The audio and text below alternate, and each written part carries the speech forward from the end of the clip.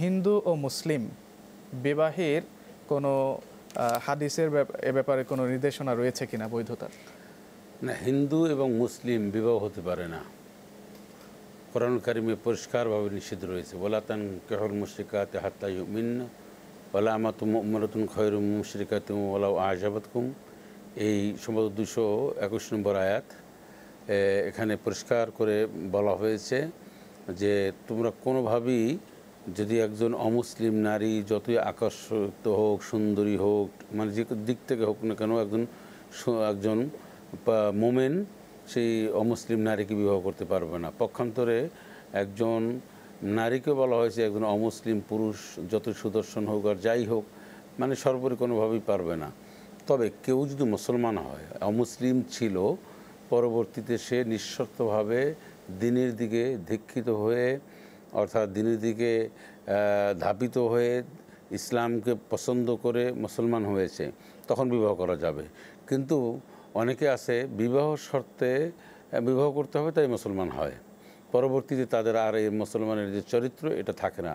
নারীর ক্ষেত্রেও পুরুষের ক্ষেত্রে এটি জায়েজ নেই।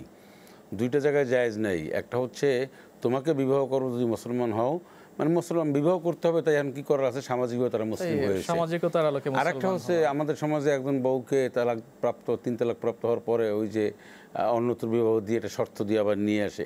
এই দুইটা শর্ত কোথাও, এই দুই শর্ত বিবাহ এবং তালাকের ক্ষেত্রে জায়েজ নেই, এটা শরীয়ত অ্যালাউ করে না। যে মোহতারাম, আমরা উত্তর জানলাম, এবারে আরো একটি কল নিচ্ছি ইনশাআল্লাহ। আসসালামু আলাইকুম। জি, আসসালামু আলাইকুম। ওয়ালাইকুম আসসালাম ওয়া রাহমাতুল্লাহ। প্রশ্ন করুন, আমরা শুনতে পাচ্ছি। আমার মামা হঠাৎ করে হাত ভেঙে ফেলছে, তো উনি 5 ওয়াক্ত নামাজ পড়ে, আর খুব দীর্ঘ প্রায় 7-8 দিন ধরে নামাজ পড়তে পারে না। মানে উনি অনেক আছে, ওনার কি নামাজ পড়তে হবে না কিভাবে পড়তে হবে, এই জন্য একটু আর কি আপনাদের শাইখের কাছে প্রশ্ন করছিলাম। এর সাথেই থাকুন, আমরা জানাবো ইনশাআল্লাহ। মোহতারাম, প্রশ্ন শুনেছেন নিশ্চয়ই। উনি বলেছেন হাত ভেঙে গেছে, যার জন্য তিনি নামাজ পড়তে পারছেন না নিয়মিত। না, নিয়মিত হাত ভাঙলে নিয়মিত নামাজ পড়তে পারবে না, বিষয়টা এমন না। এই ক্ষেত্রে হাত ওনার ভেঙেছে, ব্যান্ডেজ করা রয়েছে, গুরুতর সে অসুস্থ হাতটা, সে হাত হয়তো সে উজু করবে না, তায়াম্মুম করে নেবে। তার যদি দাঁড়াতে কষ্ট হয়, একটা মানুষ পা ভেঙে গেছে, হাত ভেঙে গেছে, দাঁড়ালে রুকু করতে কষ্ট হলে বসে বসে নামাজ পড়বে। এমন পজিশন হয় যে সে দাঁড়াতেও পারবে না, বসতেও পারে না, শোয়ার থেকে উঠতে পারে না, তাহলে সেই মানুষটি শুয়ে শুয়ে সারা নামাজ পড়বে। আল্লাযীনা ইয়াযকুরুনাল্লাহা কিয়ামান ওয়া কুউদান ওয়া আলা জুনুবিহিম ওয়া ইয়াতাফাক্কারুনা ফি খালকিস সামাওয়াতি ওয়াল আরদ। শুয়ে বসে সর্বত্র আল্লাহর ইবাদত বা আল্লাহকে স্মরণ করবে। নামাজ ছেড়ে দেওয়ার মতন অবস্থা ওনার মামার নেই। যদি সেন্স থাকে, হাঁটতে পারে, বসতে পারে অল্প হলেও, তাহলেও সে তার নামাজটা পড়তে হবে। অর্থাৎ তার যদি কষ্ট হয় দাঁড়িয়ে নামাজ আদায় করতে, তিনি বসে হলেও নামাজ আদায় করবেন। জি, শিওর। অর্থাৎ আরেকটি বিষয় হলো, আপনি তায়াম্মুমের কথা উল্লেখ করেছিলেন। অনেকেই তায়াম্মুম কি এটা বুঝেন না।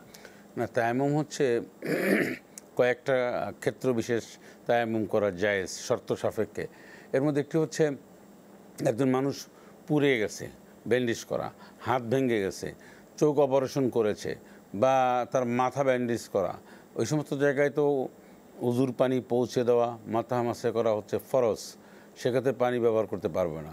তবে একটি পবিত্র মাটির উপরে হাত রেখে উনি তায়াম্মুমের যে এই প্রথম কোনো পর্যন্ত উনি হাতটা মাসে করে নেবে, তারপরে এরকম হাতটা মাসে করে নেবে। তো এই গেল একটা জিনিস। এরপর হচ্ছে তার মুখমণ্ডলটা মাসে করে নেবে। আর এই তায়াম্মুমের আরেকটা হচ্ছে যে নিয়ত করা, নিয়ত আমি পরিশুদ্ধ হচ্ছি, এটা আফালাম তাজিদু মা আন ফাতায়াম্মামু আফালাম তাজিদু মা আন ফাতায়াম্মামু সাঈদান তাইয়িবান ফামসাহু বিওয়ুজুহিকুম ওয়া আইদিকুম। মাথা মাসে করবে, হাত, মুখমণ্ডল, এটি সে মাসেহে করে নেবে যদি সে পানি না পায়। আরেকটা হচ্ছে যে পানি সে ব্যবহার করতে পারছে না একটা, আর পানি নেই, পানি কোথাও নেই এবং পানির সন্ধান নেই, পানি আনাটা মুশকিল বা নানান জটিলতা রয়েছে, পানি আনতে গেলে নামাজের রক্ত চলে যাবে, অথবা এই সমস্ত ক্রিটিক্যাল সময়ে তায়াম্মুম করে নেবে। এটা কোরআনুল কারীমের পরিষ্কার নির্দেশনা দেওয়া রয়েছে।